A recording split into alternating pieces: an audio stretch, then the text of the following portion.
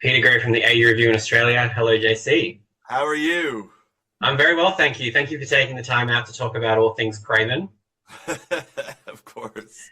With this being based on a Marvel character, like, did you find there were any storylines or specific moments from the comics that you were like, it's essential that they're in this film? Yeah, absolutely.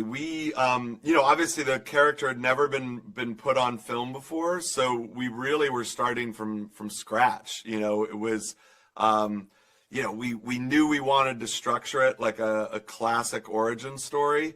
Um, Following the structures of what I kind of grew up on, which was my first film I ever saw was Richard Donner's Superman. So I really wanted to structure the film like a classic origin story, but this is the origin of a villain. So that gave us a bunch of challenges and opportunities, and we went back and dug through the source material, and at our core, this storyline of Kraven that ends at Kraven's last hunt, is a family saga. It's sort of this tragic yet amazingly fun kind of wild ride, but it ends as a real family saga. And so your countryman, Russell Crowe, and then Levi Miller, who actually plays the young Kraven. The story kind of starts with them and the formation of this kind of path to villainy has its roots in their relationship. And then Aaron and Russell kind of pick up the mantle for the rest of the story. But it was, there are these amazing action beats and like all these other crazy things going on in the film. But at its core, it is kind of this family saga. I mean, speaking of Aaron, I feel like a lot of his performances are so transformative, and like, was there anything that he brought to the role of Craven that was unexpected, that kind of like shifted your perspective of him as a character?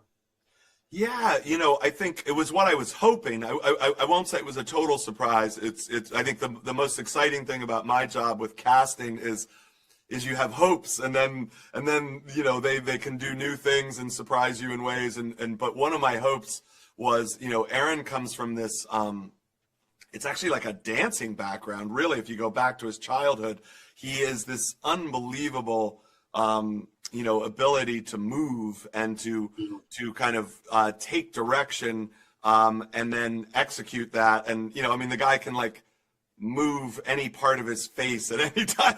He has unbelievable kind of body control, and at at a larger scale, I think when people get a chance to see the whole film, they will see that the physical transformation of this character, while there is this emotional core that's at the heart of the film, there is also this very, very intense physical transformation where he's still human, but he moves almost like an animal, and his ability to bring that level of reality to all these stunts that we asked him to do were, I think when people get a chance to see the film, they'll see that it's a pretty unbelievable trick that he pulled off, and it's beautiful in a weird way to see a human being be able to do some of the things that he does.